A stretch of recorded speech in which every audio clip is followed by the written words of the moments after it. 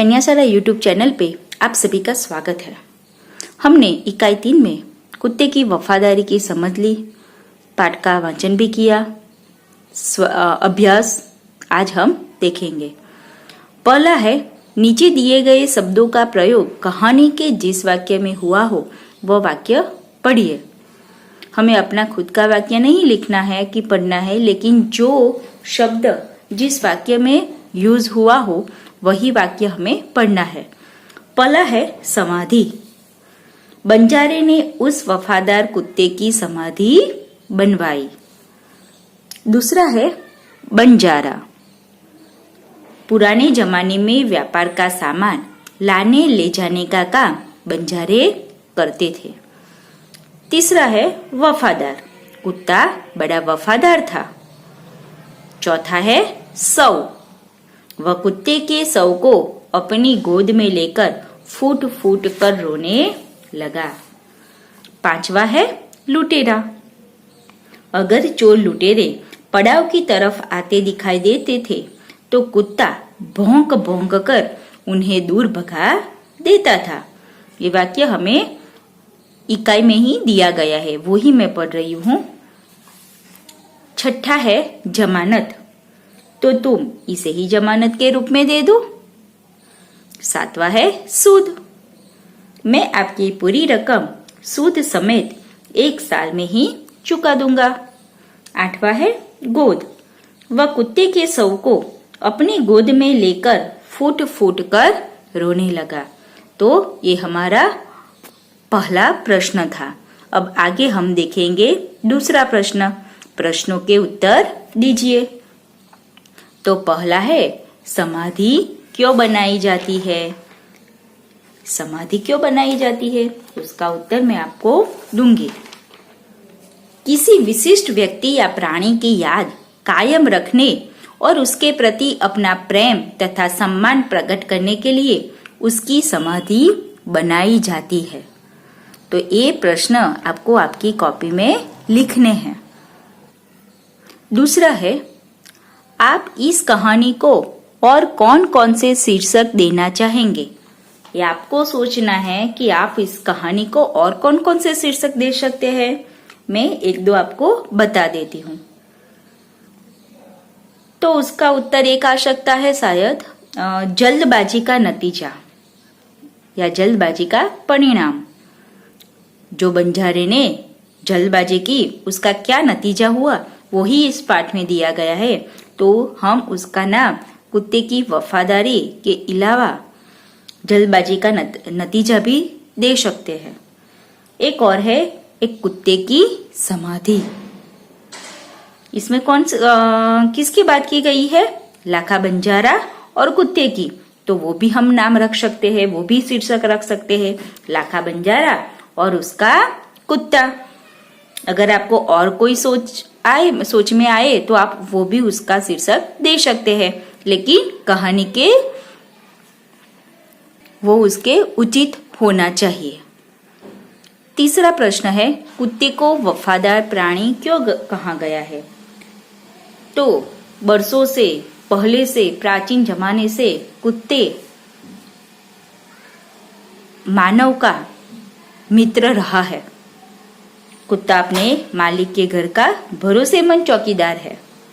कुत्ते के कारण चोर मालिक के घर में घुसने की हिम्मत नहीं करते। मालिक के लिए कुत्ता अपना जीवन तक कुर्बान कर देता है और इन्हीं गुणों के कारण कुत्ते को वफादार प्राणी कहा गया है। चौथा प्रश्न है, बंजारे ने कुत्ते को आते देख कुछ सोचा होता तो क्या होता? बंजारे ने कुत्ते को आते देख कुछ सोचा होता तो क्या होता? तो हम उसका उत्तर दे सकते हैं शायद कि बंजारे ने कुत्ते को आते देख कुछ सोचा होता तो वह कुत्ते पर अपनी लाठी से प्रहार न करता। कुत्ता बंजारे के पास पहुंच जाता तो बंजारा उसके गले में बंधी हुई वो चिट्ठी अवश्य देखता और चिट्ठी पढ़कर उसे खुशी होती और अपने कुत्ते पर गर्व का अनुभव होता और शायद कुत्ता उसके पास ही होता। पांचवा प्रश्न है, सेठ ने कुत्ते को क्यों मुक्त कर दिया? तो उसका उत्तर है कि सेठ के यहाँ चोरों ने डाका डाला था। कुत्ते ने चोरों का पीछा किया। चोरों ने दूर जंगल में जाकर सारा माल जमीन में गाड़ दिया था। फिर वे वहां से भाग गए। कुत्ता सेठ जी को जंगल में ले गया और भौंक भौंक कर वह जगह बताने लगा जहां चोरों ने माल गाड़ा था। थोड़ा खोदने पर ही चुराया गया सारा सामान मिल गया। सेठ जी की खुशी का पार न रहा। कुत्ते की वफादारी पर मुग्ध होकर सेठ जी ने उसे मुक्त कर दिया। आगे तीसरा प्रश्न है, शब्दों को शब्दकोश के क्रम में रखिए। जो नीचे दिए गए हैं वो शब्दों को हमें शब्दकोश के क्रम में रखने हैं। शब्द पहले पढ़ लेती हूँ। सुंदर, वापस, वफादार, इसीलिए, आश्चर्य, लुटेरा। तो हमें शब्दों का पहला पहला अक्षर देखना है कि पहला कौन आएगा और वो भी शब्दकोश के क्रम में रखना है। तो पहला अ, आ, ई ऐसे आ सकते हैं, बाद में क, ख, ग, घ। तो पहले हम देखेंगे तो पहला कौन आएगा? पहला आएगा आश्चर्य। फिर दूसरा आएगा इसीलिए। आगे लुटेरा। फिर आएगा व और वा। तो पहले कौन आएगा? व, वफादार। बाद में आएगा वापस और लास्ट में सुंदर। तो हमारा शब्दकोश के अनुसार क्या हुआ? पहला शब्द आश्चर्य, इसीलिए, लुटेरा, वफादार, वापस और लास्ट में सुंदर। चौथा प्रश्न है, यदि आप होते तो क्या करते? बताइए। पहला है, कुत्ते को जमानत पर रखकर सेठ ने पैसे दिए। सेठ की जगह आप होते तो? जब लाखा बंजारे के पास पैसे नहीं थे ना, तब वो सेठ जी के पास पैसे लेने गए थे। तो आपको पूछा गया है, अगर आप उनकी सेठ की जगह होते तो आप क्या करते? अगर मैं मेरी बात करूं तो मैं बोलूंगी कि सेठ की जगह अगर मैं होती तो मैं भी वही करती जो सेठ ने किया, क्योंकि रुपये उधार लेने की यही एक रीत है। दूसरा है, लाखा ने कुत्ते को बेवफा समझकर लाठी का प्रहार किया। लाखा की जगह आप होते तो? यदि आप लाखे की जगह होते, लाखा बंजारे की जगह, तो आप क्या करते? उसका उत्तर आपको देना है।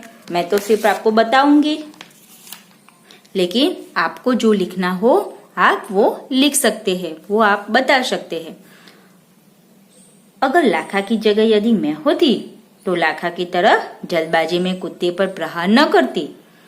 मैं कुत्ते को अपने पास आने देती और मैं उनके गले में जो बंधी चिट्ठी थी वो भी देखती और उसे पढ़कर मैं खुश हो जाती और अपने कुत्ते को गले लगा देती। अगर आपको और कुछ लिखना हो तो आप अपने हिसाब से लिख सकते हैं। आपको वो देखना है कि आप सेठ की जगह और लाखा की जगह होते तो आप उन दोनों प्रसंगों में आप क्या करते, वो ही आपको बताना है। पांचवा है, पढ़िए, हंसिए और सही शब्द लिखिए। यहाँ पे हमें कुछ शब्द, दो शब्द दिए गए हैं, वो हमें पढ़ना है और समझना है कि वो क्या बताना चाहते हैं। पहला है राजा राजी। ऐसा कोई होता है क्या, राजा और राजी? नहीं, ऐसा नहीं होता। राजा के साथ कौन आएगा? कौन सा शब्द आएगा? राजा के साथ आएगी रानी, जो नीचे लिखा हुआ है। राजा के साथ आएगी रानी। तो उसी हिसाब से हमें जो जो शब्द दिए गए हैं उसके पास जो शब्द दिया गया है उसको हमें सही ढंग से, सही रूप से हमें लिखना है। ग्वाला, और उसका क्या दिया गया है? ग्वाली। क्या उसका ग्वाला का ग्वाली आएगी? नहीं, ग्वाला का क्या आएगा? ग्वालीन। उसी तरह अभिनेता, उसके साथ क्या आएगी? अभिनेत्री नहीं, अभिनेत्री। अभिनेत्री। रानी, राणा नहीं, राणा नहीं आएगा। क्या आएगा? वही हमें दिया गया है, राजा। रानी के साथ आएगा राजा। आगे है शेरनी, शेरा। शेरा नहीं, लेकिन आएगा शेर। सुनार, सोनारा। सुनारा नहीं, लेकिन आएगा सुनारिन।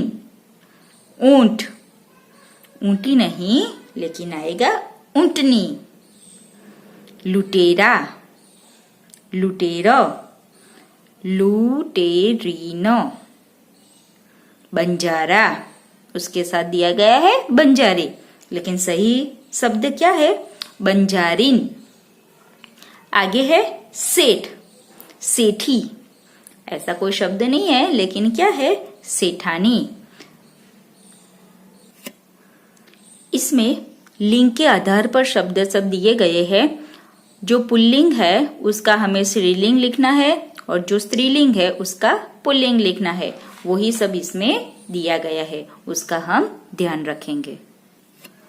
आगे हम स्वाध्याय देखेंगे। स्वाध्याय में पहला प्रश्न है, ढांचे पर से कहानी लिखिए। ये कहानी हमें लिखनी है। मैं आपको भी बताऊंगी नहीं, लेकिन आप खुद से लिख सकते हो, या वापिस मैं इसका और से अलग से वीडियो बनाती हूँ।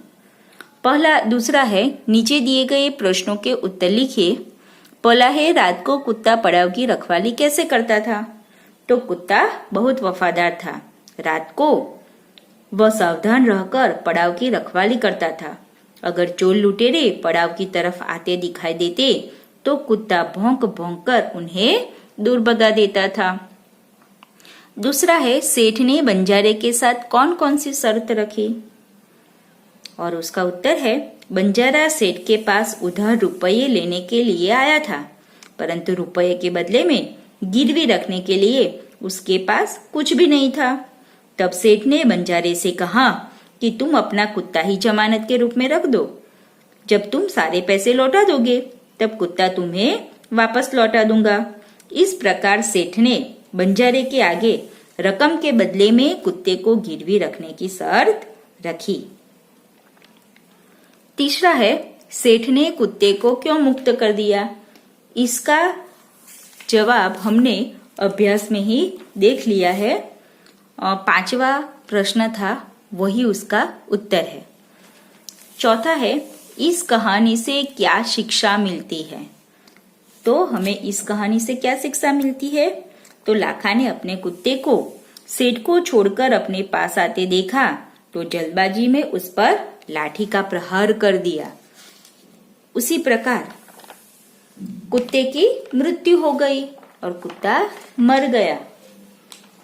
इस कहानी से हमें यह शिक्षा मिलती है कि कोई भी काम जल्दबाजी में नहीं करना चाहिए। सोच समझकर ही कोई निर्णय लेना चाहिए। जल्दबाजी के काम करने पर बाद में लाखा बंजारे की तरह पछताना पड़ता है। इसीलिए हम जो भी काम करें वो सोच समझ के करें और जल्दबाजी बिल्कुल ही न करें। तीसरा प्रश्न है, नीचे दिए गए वाक्यों में रेखांकित शब्द का लिंग परिवर्तन करके वाक्य फिर से लिखिए। जैसे पहला है, घोड़ा दौड़ रहा है।